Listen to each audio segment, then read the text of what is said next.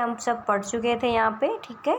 यहाँ से देखते हैं। ऑफ कोर्स उससे पहले हमने पंजाब कॉलोनीज़ के बारे में पढ़ा था कि कैसे पंजाब में भी ब्रिटिश सरकार ने जो रेगिस्तानी जो डेजर्ट एरिया था उसको, उसकी ज़मीन को कैसे फर्टाइल बना दिया था, नहरों का जाल बिछा दिया था, जिससे कि वहाँ पे व्हीट एंड कॉटन की एग्रीकल्चर अच्छे से की जा सके। मतलब नहरों की इरिगेशन वहाँ पे पंजाब में अन्य स्थानों पर उनको लाया गया, कैनल्स को बछाया गया।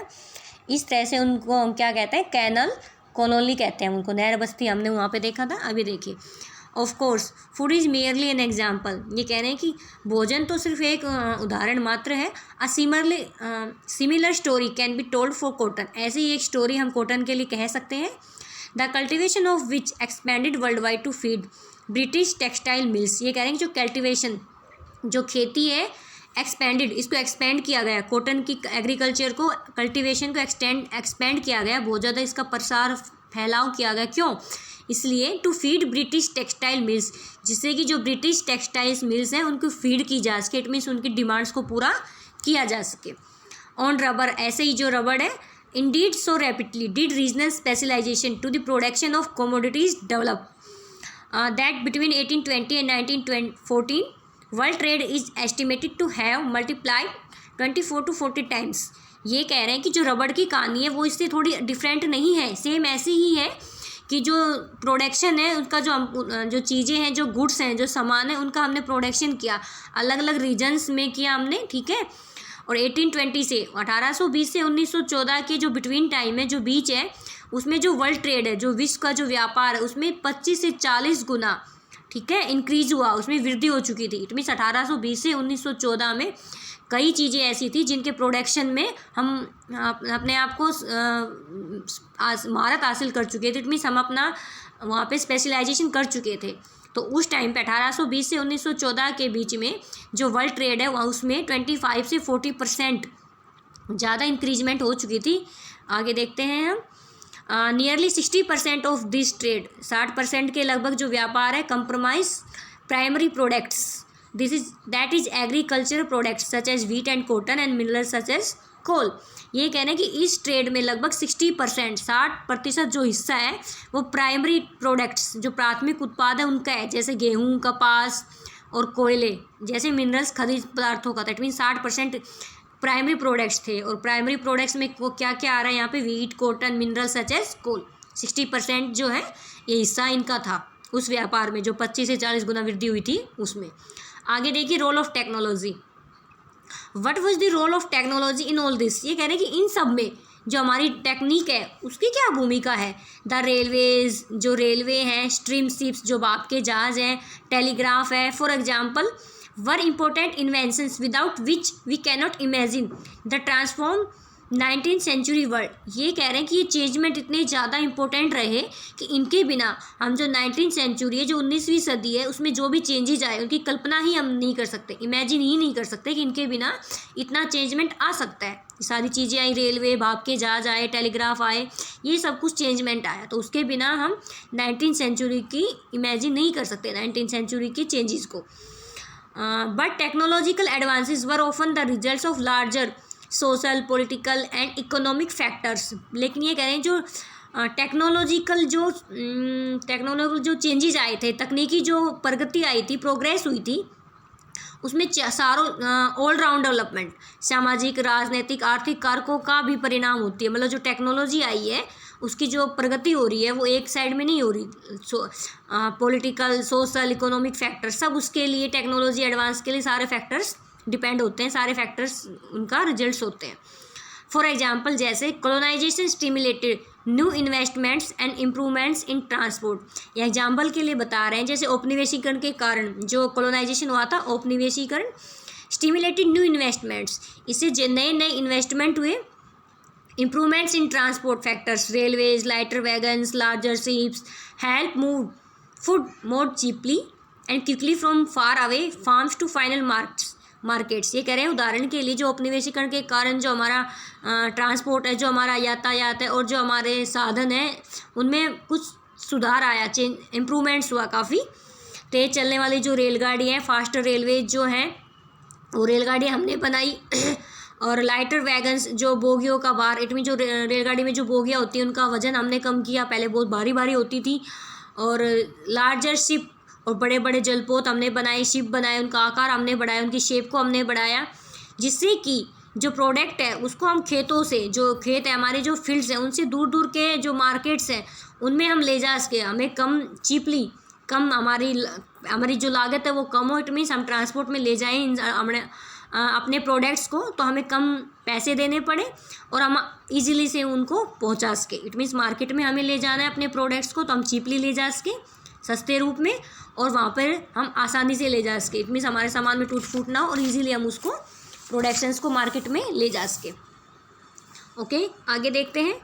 Drug trade is meant offer a good example of this connected process. ये कह रहे हैं कि जो ये ट्रेड हुआ है मीट मांस का जो उत्पादन है, उससे व्यापार की में एक अच्छा कुछ चेंजमेंट आया, इससे कुछ लोगों को कनेक्टेड प्रोसेस मिला, मांस मीट जो है। टिल द 1870s, 1870 की कह रहे हैं ये, animals were ship live from America to Europe. जो एनिमल्स हैं उनको लाइव, मतलब जीवित एनिमल्स, जिंदा जो जानवर थे, उनको शिप के थ्रू, शिप में बिठा दिया जाता था जिंदा जानवरों को, और अमेरिका से कहाँ ले जाया जाता था, यूरोप में। इट मीन्स उनके मांस का निर्यात किया जाता था, जिंदा मतलब उनके मांस को नहीं पहुंचाया जा रहा। जैसे मान लीजिए फॉर एग्जांपल भेड़ वगैरह हैं, इनको उठाया और शिप में बिठा दिया और चलो, ठीक है। And then slaughtered when they arrived there, इससे क्या है कि जो जिंदा जानवर ही भेजे जाते थे, स्टेगलर्ड व्हेन दे अराइव देयर, वहाँ पे जब वो पहुँच जाते थे, वहाँ पे जाकर के उनको काटा जाता था, ठीक है। व्हेन दे अराइव देयर, जब वहाँ पे पहुँच जाते थे तो उनको क्या किया जाता था, स्लेक्टर्ड, इट मीन्स काटा जाता था। But live animals took up a lot of space, लेकिन अगर हम लाइव जिंदा जानवरों को ले जाते हैं तो वो जगह बहुत ज़्यादा घेरते हैं, बहुत ज़्यादा जगह चाहिए उनको शिप में। Many also died in voyage, बहुत सारे तो उसमें लंबे सफ़र में मर जाते थे, इतनी वॉयज, इतनी लंबी सफ़र है। फेल इल, बीमार हो जाते थे। लॉस्ट वेट, अपना जो उनका वेट था, वो भार था, वो कम हो जाता था। और बिकेम अनफिट टू ईट, और कभी कभी वो खाने के लिए, मतलब उनका जो मांस है वो खाने लायक नहीं रह जाता था, क्योंकि इतनी लंबी यात्रा वो तय करके जाते थे। Meat was hence an expensive luxury beyond the reach of the European poor. ये कह रहे हैं कि जो मीट है ना, वो खाना बहुत ही महंगा होता था। जो यूरोप के गरीब लोग हैं उनकी असेस थे वो बहुत ही भार था।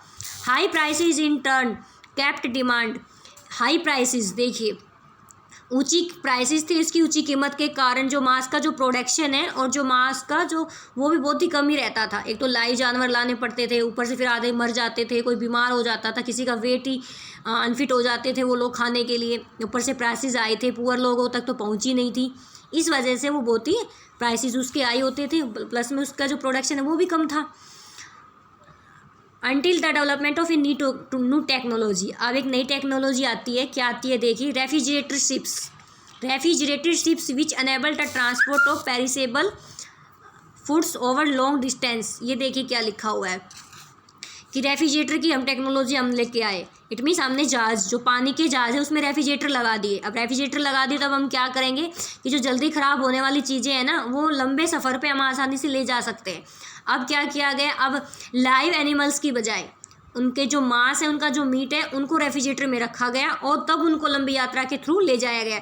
इट मीन्स अब जो मांस है वो जगह भी कम घेरेगा, ज़्यादा प्रोडक्शन में हम ले जा सकते हैं, प्लस में अब हमें ये भी डर नहीं रहेगा कि वो जानवर जो मर जाते थे या ख़राब हो जाते थे उन सब का हमें डर नहीं रहेगा। अब हम मांस ले जाएंगे उनका, उसी मतलब यहीं पे उनको काट पीट लेंगे, रेफ्रिजरेटर में डाला और देन हम इसको अमेरिका से कहाँ ले जाएंगे, यूरोप। इसे प्रोडक्शन बहुत ज़्यादा हो जाएगा।